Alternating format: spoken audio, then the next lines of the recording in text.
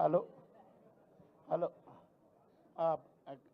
అన్నయ్య కేటీఆర్ అన్నయ్య గారికి, జగదీష్ అన్న, ప్రశాంత్ రెడ్డి అన్న, మేడం, అమ్మ సబితమ్మ, అందరికీ నమస్కారం. నేను ఈ పద్ధతి ఏదో ఫార్మా కంపెనీలను విస్థాపన సంస్థలు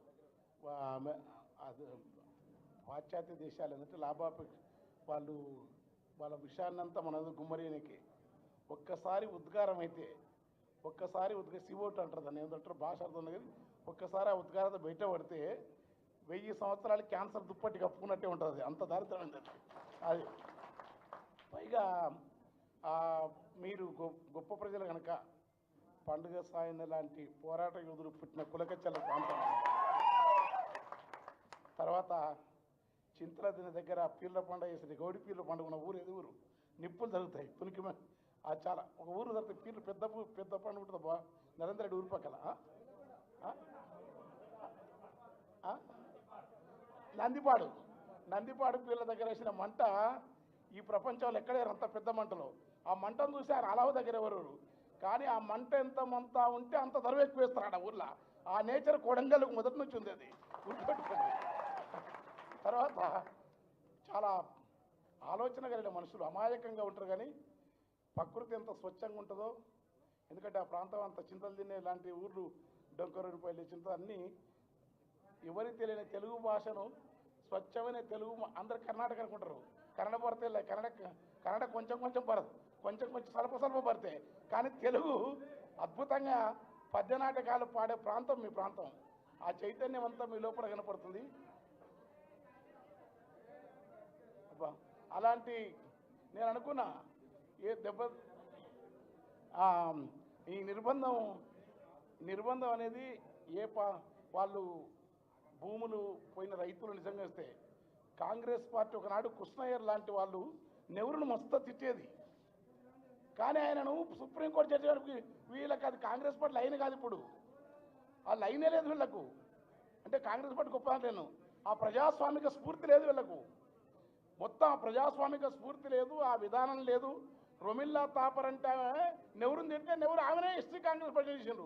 వీళ్ళు ఏంటంటే కొంచెం చిన్న అసహనాన్ని, రైతులకు అన్యాయం జరుగుతుంది, ఏదో ప్రభుత్వం వచ్చిందని మీరు కేసీఆర్ గారు ఏమంటారు, మీరు మంచిగా చేయండి, మంచి తిట్టడం కాను, ఈ తిట్టే భాష ఏదైతుందో పని కట్టుకొని ప్రాక్టీస్ చేస్తామన్నాడు. అది నేను వ్యక్తిగతంగా నాకేందంటే సుందరయ్య గారు లాంటి వాళ్ళని చూసినా కనుక వ్యక్తిగతమైన పేర్లు పెట్టి తిట్టాను, కానీ ఈ భాష తప్పుడు భాష, నిర్బంధం తప్పుడు నిర్బంధం. తర్వాత గుండె దెబ్బని కాదు, మీరు కావాలని చేస్తున్నారు.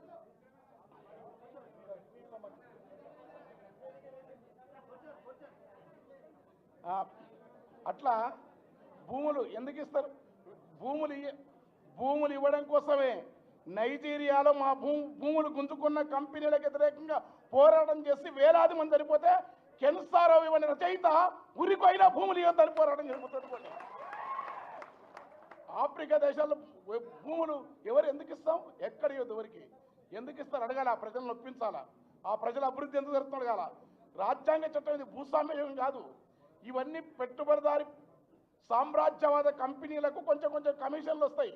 ఆ కమిషన్లు దొబ్బుకొని ముందు మన భూములు అగ్గువకు అమ్ముకట్టి, అసలు కొడంగల్ భూములు ఇచ్చేటివేనా, ఎక్కడ జొన్న ఒడిపిల్లు, గునిగలు, ఎడిసెలు, వరసాగ, తుంగ ముస్తలు, తూటి కూర, తాటి తీగలు, దేవదారులే తాకులు, బొద్ది కూర, ఈత, కలసంత, కంతులు, మినుము, రిబ్బలు, రాగులు, వంగడాలు, సుమన సహాయి లాంటి శాస్త్రవేత్త చెప్పని మెట్ట వంగడాలు ఎక్కువ పండే ప్రాంతం ఇప్పటికీ.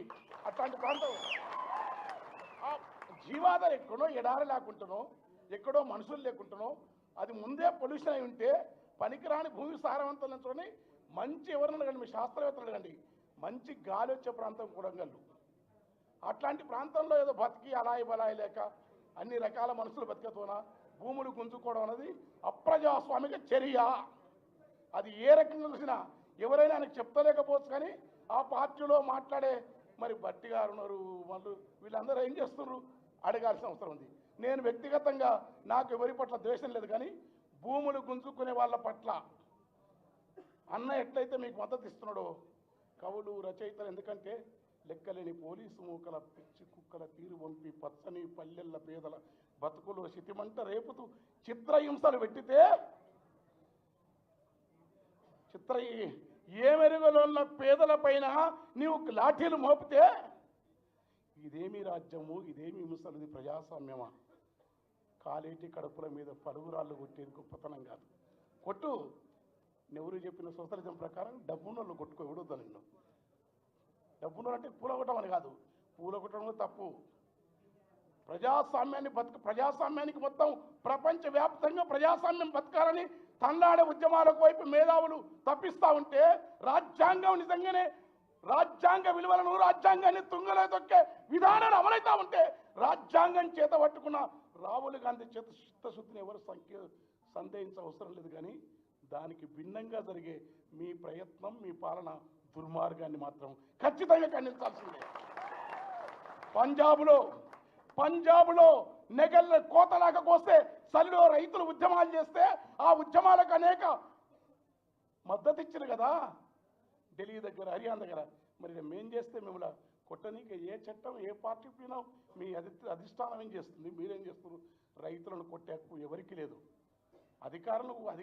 అధికారులు ఈ కొట్టడం అనేది, కక్షపూరిత చర్యలు అనేది, అమానుషం అనేది, ప్రజాస్వామ్య హక్కులను హరించడం అనేది అది ఎవరు అంగీకరించరు. ప్రజలు ఆలోచిస్తున్నారు. ప్రజలు కేసీఆర్ గారు ఎంత మంచి, నేను 10 సార్లు మీరు మంచిగా చేయండి అయ్యా, మాకంటే మంచి చేయండి, నిజంగా మంచి చేయండి, మంచిగా చేస్తే మేము సంతోషపడతాంగా అన్న, బాగానే చేస్తున్నాను మనం అనుకుంటాంగా. వారే రైతు బంధువు అబ్బాయి, నేనన్నా 10 ఎకరాలన్నా కానీ అది బంద్ చేస్తేవి, ఇది బంద్ చేస్తేవి అని పోయి ఉన్న భూములు గుంజుకోరికే కంపెనీ అక్కడింది. ఎడారి మస్తు ఉన్నది. యురేనియం వద్దని ఈ రాష్ట్ర ప్రభుత్వం, మన కేసీఆర్ గారి ఆధ్వర్యంలో కేంద్ర ప్రభుత్వం కుట్ర చేసి నల్లమల్ల అడవులలో యురేనియం పెడితే జీవితం పక్కనైతే అసెంబ్లీలో తీర్మానం చేసిన చరిత్ర బీఆర్ఎస్ పార్టీకి. అంత చిన్న చేయరు. సెంట్రల్ గవర్నమెంట్ ధిక్కరించాలని చిన్న విషయం కాదు. కేసీఆర్ గారికి ఉన్న దార్శనికత అది, యురేనియం వద్దని. అట్టనే ప్రజల యొక్క ఇదేదో ఓట్ల కోసం రాజకీయం, నరేందర్ రెడ్డి ఓడిపోతే ఆయనని గెలిస్తే, ఇవన్నీ ఉద్యమ పార్టీలకు చిన్న సమస్యలు. ఒక వ్యక్తి గెలవడం, నువ్వు ముఖ్యమంత్రి ఎవరో లేకపోవడం, ఇవన్నీ రాసి ఎవరికి ఏమైతుంది? ప్రజాస్వామ్యంలో మార్పు సహజమని సారే చెప్పి ఎన్నోసార్లు. మార్పు సమస్యది కాదు. నేను వస్తుందంటేనే బిల్లు. అది నిజంగా నేను వేదికపైకి నేను సాహిత్యం తప్ప కవిత్వం మాట్లాడను. ఆ గుండెపూట కొట్టుకుపోయి తీసుకుపోతుంటే పోలీసులకు ఆ ఉత్సాహం ఏంది? అది దుర్మార్గమైన చర్య. దాన్ని వెంటనే ఆపాలే. మీకు మంచి చెడు ఉద్యమం మీతో పాటు అన్న ఉంటాడు. మీరు పోరాటం చేయాలి. హాస్యం కాదు, దుఃఖం. ఒక కంటనెత్తురు కారేటి కళ్ళ నీరు మన ఎత్తురు మారుతుంది. గుర్తుపెట్టుకొని ఈడ మనం కేకలేస్తున్నారు. ఆ జైల్లో ఉన్న వాళ్ళకు, లోపల కేసులు పెట్టిన ఎంత బాధ ఉంటుంది, వాళ్ళ పిల్లలకి ఎంత బాధ ఉంటుంది. గిరిజనులు, లంబాడైనా, ఆదివాసులైనా విస్థాపన సమస్యలు మీ ఎజెండాలో మీ మేనిఫెస్టోలో చూసినాను. మా ఆల్తాజ్ జానయ్య అని అగ్రికల్చర్ మంత్రి రాసినాడు. ఆ మేనిఫెస్టో ప్రకారం మరి ఏమైంది? తీసేస్తారా? ఏం చేస్తున్నారు మీరు? కనుక ఈ దరిద్రం, ఈ పద్ధతి అవుతుందో ఎవరు మేధావులు, రచయితలు, కవులు కూడా అందరూ ఇది అంగీకరించిన విషయం. చాలా బాధాకరమైన విషయం. అట్లా కొట్టడం అనేది ఏ హక్కు లేదు. ఇక్కడ నుంచి నాగరికంగా ఉండాలా. కేసీఆర్ ఆధ్వర్యంలో ఒకే ఎన్కౌంటర్ తెలియక జరిగితే మళ్ళీ ఎన్కౌంటర్ రాలే. మీరు కూడా చట్ట ప్రకారం శిక్షించండి ఎవరైనా అన్యాయం, ఆయుధాలు పట్టుకోరు. కానీ ఎన్కౌంటర్లు అవుతున్నాయి, జైల్లో పెడుతున్నారు, పిల్లలు రైతులు వస్తే ఇది చేస్తున్నారు. ఏది మాట్లాడడానికి హక్కు లేదు, ఎవరు మాట్లాడడానికి హక్కు లేదు. మాట్లాడితే మీడియా, సోషల్ మీడియా గ్రూపు, ఇది పద్ధతి కాదు. ఈ పద్ధతిని మార్చుకోవాలని సవినయంగా విజ్ఞప్తి చేస్తూనే మీ బాధ